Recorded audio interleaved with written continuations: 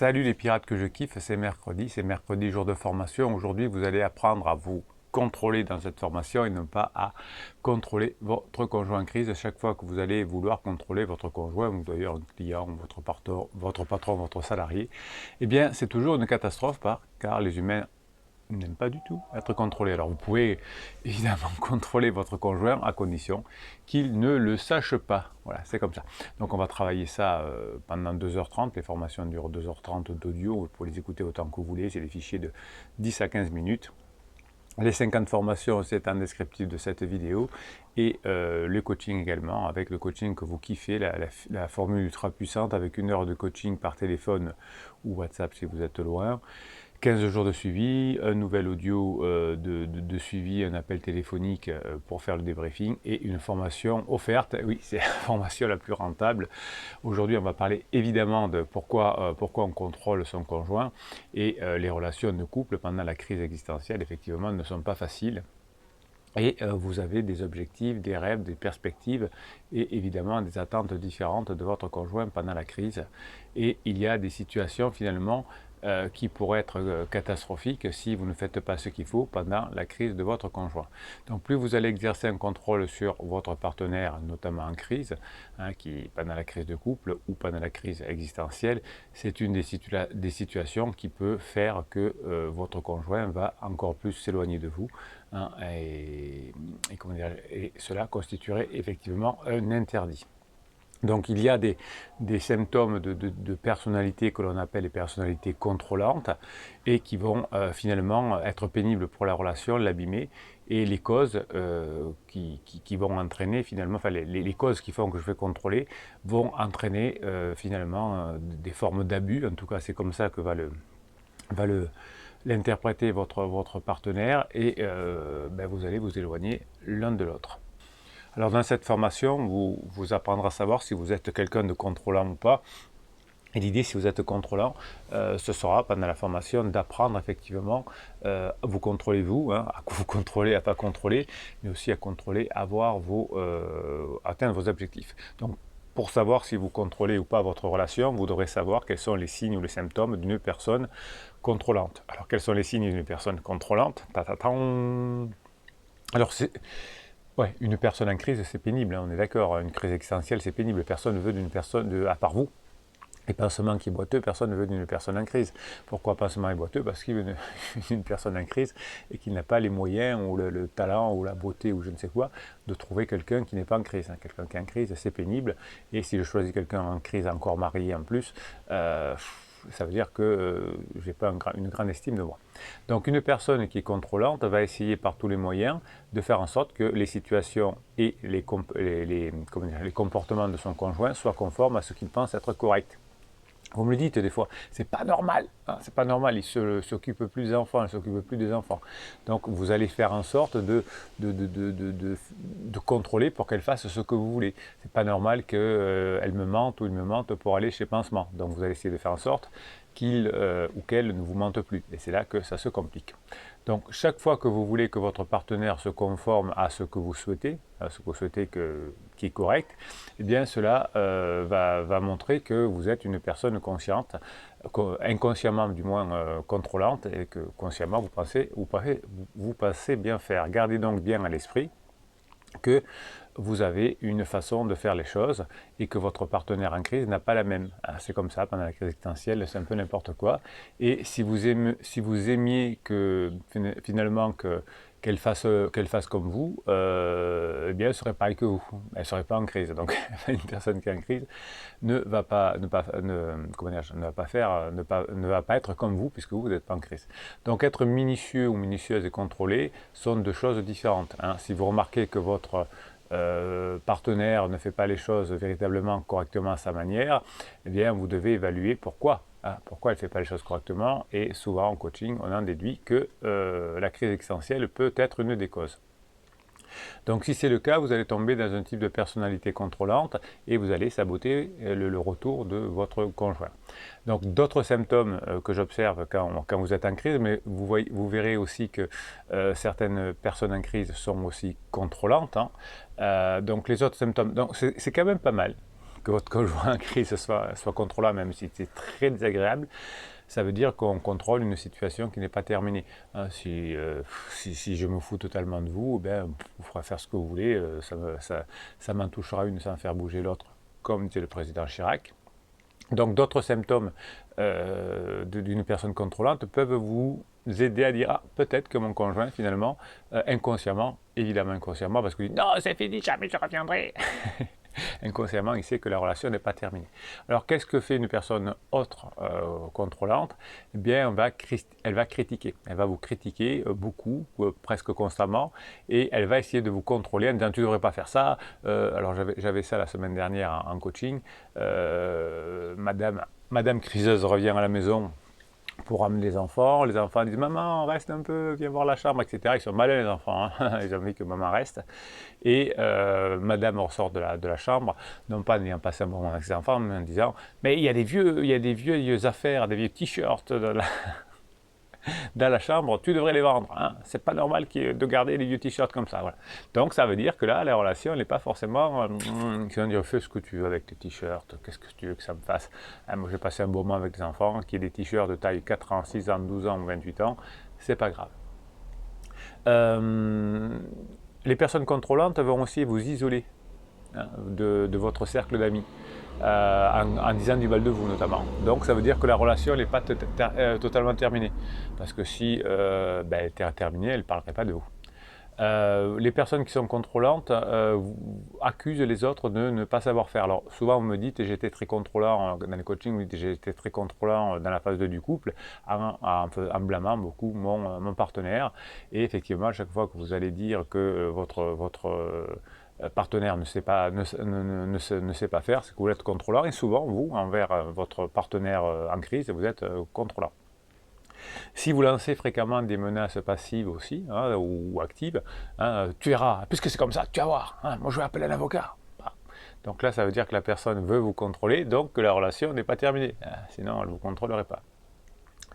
Une personne contrôlante va faire des actions seulement si elle en retire quelque chose.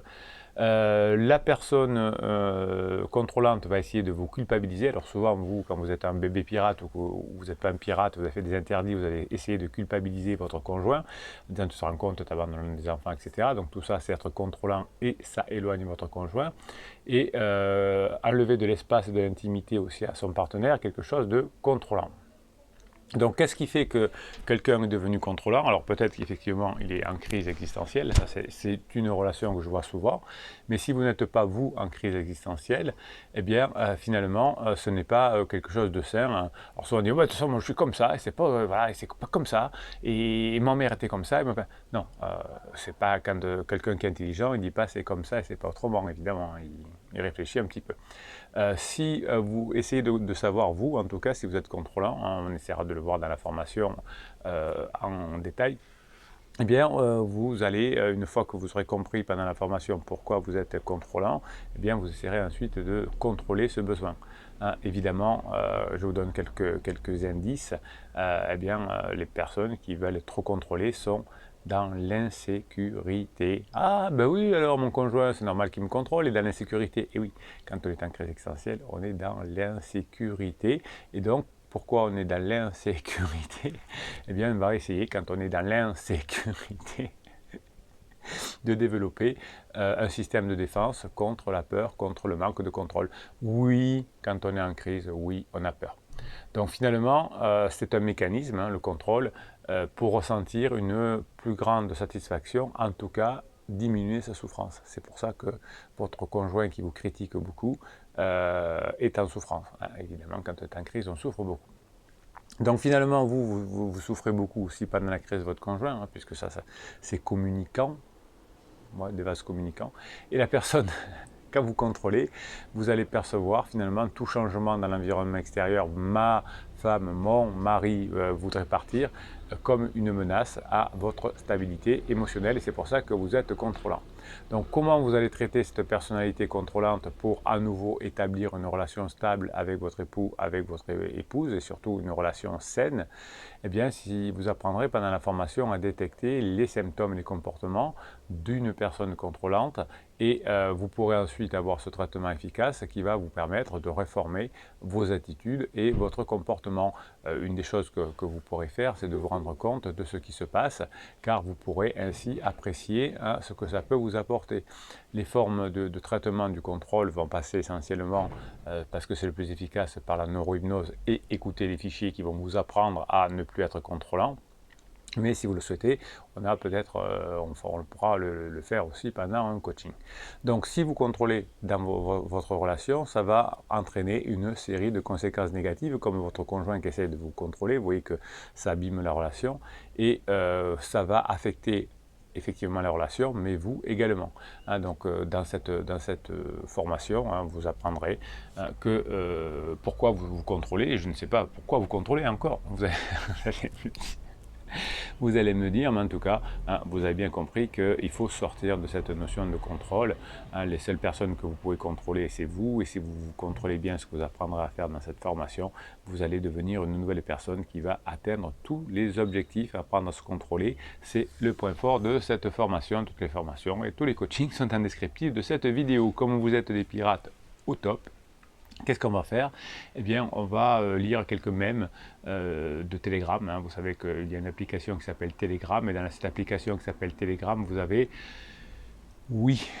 un canal qui vous appartient, qui s'appelle le canal Bruno Marshall. Comme c'est rigolo, et toute la journée sur mon WhatsApp, vous m'envoyez des mèmes, des vidéos, et puis je les mets sur ce canal-là. Ça vous fait, en plus du suivi des coachings et en plus des formations, ça vous fait encore de la matière, pour travailler sur vous. Alors je vais vous donner quelques petites choses qu'on m'avait envoyées, et ensuite ce que vous adorez, le moment que vous adorez, c'est quand je fais un mini coaching, que je commente vos commentaires que vous mettez en descriptif de ces vidéos. Vous aimez que je parle de vous, vous aimez que je parle de notre team, de notre famille. Et je vous comprends parce que moi aussi je vous kiffe. Allez, on va faire un petit tour chez Telegram et ensuite on se fait un mini coaching. Je vais tirer quelques commentaires au sort et on va en parler. C'est fou à quel point on a la capacité de se faire énormément de mal à soi-même uniquement en pensant trop. Oui, je suis d'accord. C'est pour ça que pendant les formations, je vous explique à ne pas penser mais à faire. Voilà, c'est l'action. On se souvient de ce qu'a fait De Gaulle, de ce qu'a fait Napoléon, de ce qu'ont fait qui vous voulez, mais on ne se souvient pas de ce qu'ils ont pensé. Donc c'est que les actions qui restent. Un couple se dispute. La femme crie « change de ton ». Le mari lui répond « mais non, je suis bien avec toi ». Ça, j'adore. Ça, j'adore parce que vous voyez qu'une des façons de récupérer votre conjoint en crise sera d'avoir de l'humour. Badinage, humour, sexualisation, quand la personne est en pas quand elle est en down. Chaque jour, en te réveillant, pose une intention, détermine comment tu veux te sentir aujourd'hui. Ça, c'est bon. Je veux me sentir comme un roc, comme un pirate. Et garde ton esprit concentré sur cette intention toute la journée. Quoi qu'il arrive, je me contrôle. Quoi qu'il arrive, je me contrôle. Je mets ma décision en tête. Il est plus facile de passer une bonne journée quand tu te concentres sur la merveilleuse journée que tu es en train de passer. Et oui, alors que les personnes en crise, ça fait mal.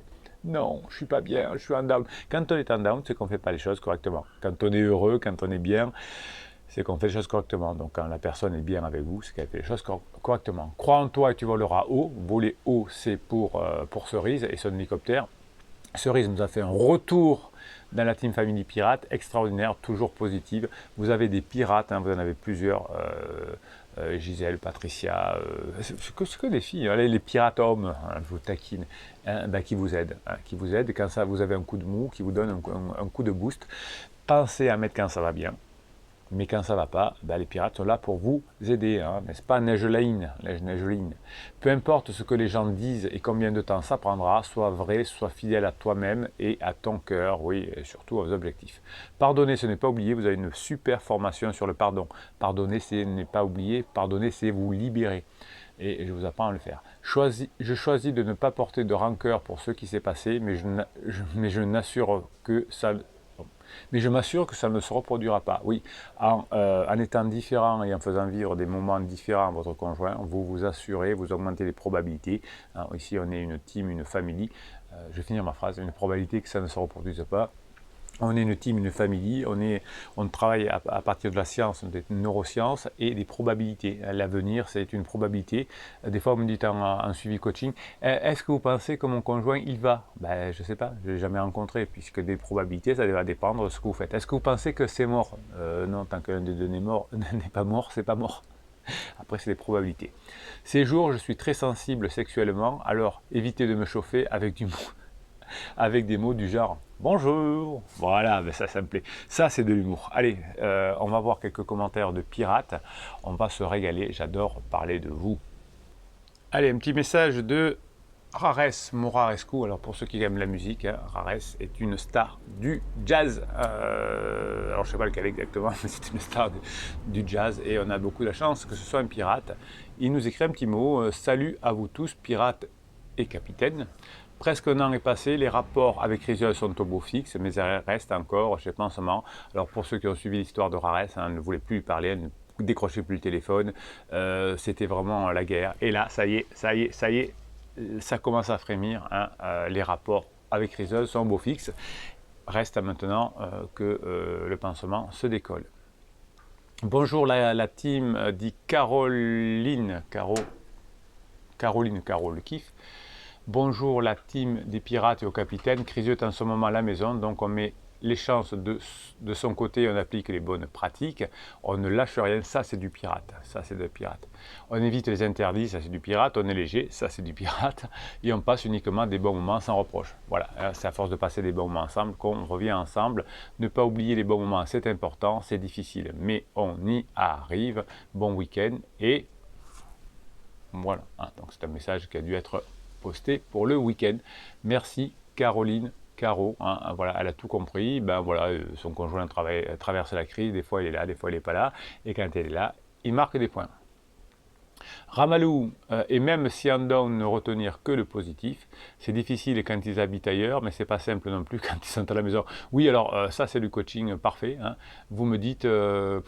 ouais, vous me dites, oh, mais ce serait mieux s'il était à la maison. Quand il est à la maison, j'aimerais qu'il ne soit pas à la maison, comme ça je ne le verrai plus, ou je ne la verrai plus, je ne saurais pas quand il rentre et quand il sort. Donc, il n'y a rien d'idéal, c'est pénible quand votre conjoint est en crise, évidemment.